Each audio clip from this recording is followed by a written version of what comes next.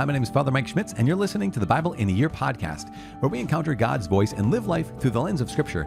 The Bible in a Year podcast is brought to you by Ascension. Using the Great Adventure Bible timeline, we'll read all the way from Genesis to Revelation, discovering how the story of salvation unfolds and how we fit into that story today. It's day 283, and so we're reading 1 Maccabees chapter 2, Sirach chapters 4, 5, and 6, as well as Proverbs chapter 22, verses 1 through 4. As always, the Bible translation we're reading from is the Revised Standard Version, the Second Catholic Edition. I'm using the Great Adventure Bible from Ascension. If you want to download your own Bible in a Year reading plan, you can visit ascensionpress.com/Bible in a Year. You can also subscribe to this podcast and receive daily episodes and daily updates every single day, including today, day 283, 1 Maccabees chapter 2, Sirach chapter 4, 5, and 6, Proverbs 22, verses 1 through 4. The first book of Maccabees, chapter 2, Mattathias and his sons. In those days, Mattathias, the son of John, son of Simeon, a priest of the sons of Jorib, moved from Jerusalem and settled in Modin. He had 5 sons, John, surnamed Gaddai, Simon, called Thasai, Judas, called Maccabeus, Eleazar, called Avaran, and Jonathan, called Aphus. He saw the blasphemies being committed in Judah and Jerusalem and said, "Alas, why was I born to see this, the ruin of my people, the ruin of the holy city, and to dwell there when it was given over to the enemy, the sanctuary given over to aliens? Her temple has become like a man without honor. Her glorious vessels have been carried into captivity. Her infants have been killed in her streets, her youths by the sword of the foe. What nation has not inherited her palaces and has not seized her spoils? All her adornment has been taken away.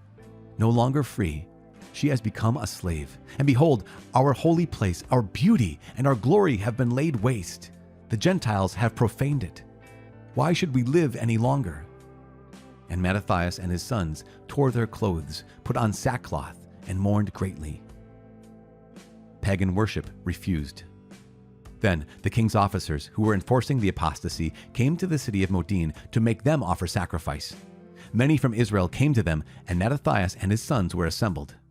Then the king's officers spoke to Mattathias as follows: "You are a leader, honored and great in this city, and supported by sons and brothers. Now, be the first to come and do what the king commands, as all the Gentiles and the men of Judah and those that are left in Jerusalem have done. Then you and your sons will be numbered among the friends of the king, and you and your sons will be honored with silver and gold and many gifts." But Mattathias answered and said in a loud voice, "Even if all the nations that live under the rule of the king obey him, and have chosen to do his commandments, departing each one from the religion of his fathers, yet I and my sons and my brothers will live by the covenant of our fathers. Far be it from us to desert the law and the ordinances. We will not obey the king's words by turning aside from our religion to the right hand or to the left." When he had finished speaking these words, a Jew came forward in the sight of all to offer sacrifice upon the altar in Modin according to the king's command. When Mattathias saw it, he burned with zeal and his heart was stirred. He gave vent to righteous anger. He ran and killed him upon the altar. At the same time, he killed the king's officer who was forcing them to sacrifice, and he tore down the altar. Thus he burned with zeal for the laws, as Phinehas did against Zimri, the son of Salu. Then Mattathias cried out in the city with a loud voice, saying, "Let everyone who is zealous for the law and supports the covenant come out with me."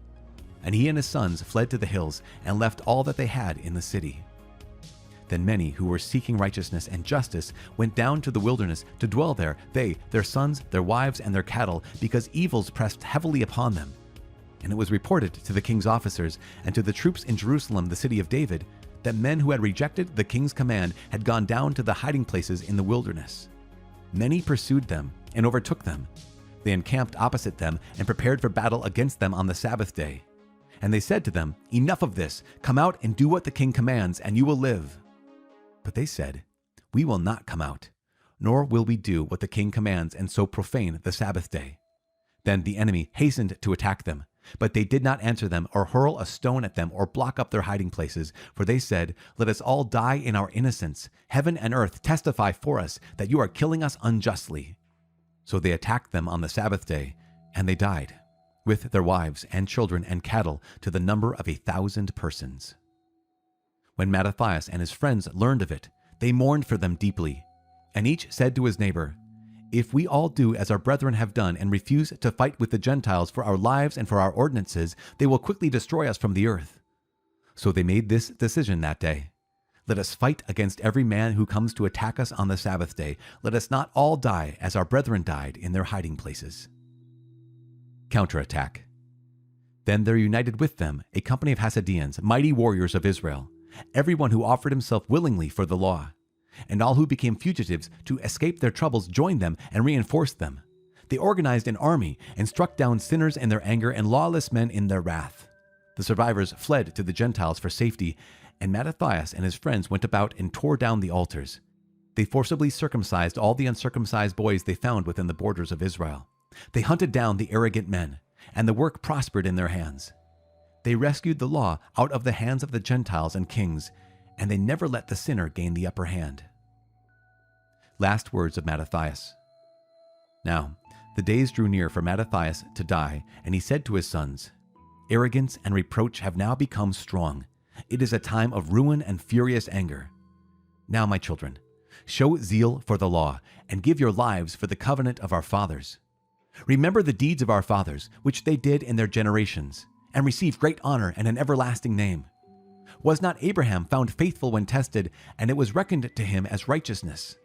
Joseph, in the time of his distress, kept the commandment and became Lord of Egypt. Phinehas, our father, because he was deeply zealous, received the covenant of everlasting priesthood. Joshua, because he fulfilled the command, became a judge in Israel.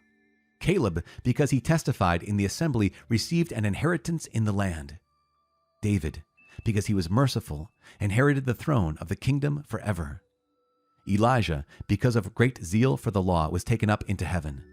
Hananiah, Azariah, and Mishael believed and were saved from the flame. Daniel, because of his innocence, was delivered from the mouth of the lions. And so observe from generation to generation that none who put their trust in him will lack strength. Do not fear the words of a sinner, for his splendor will turn into dung and worms. Today he will be exalted, but tomorrow he will not be found, because he has returned to the dust and his plans will perish. My children, be courageous and grow strong in the law, for by it you will gain honor. Now behold, I know that Simeon your brother is wise in counsel. Always listen to him. He shall be your father. Judas Maccabeus has been a mighty warrior from his youth. He shall command the army for you and fight the battle against the peoples. You shall rally about you all who observe the law and avenge the wrong done to your people. Pay back the Gentiles in full and heed what the law commands." Then he blessed them and was gathered to his fathers. He died in the 146th year and was buried in the tomb of his father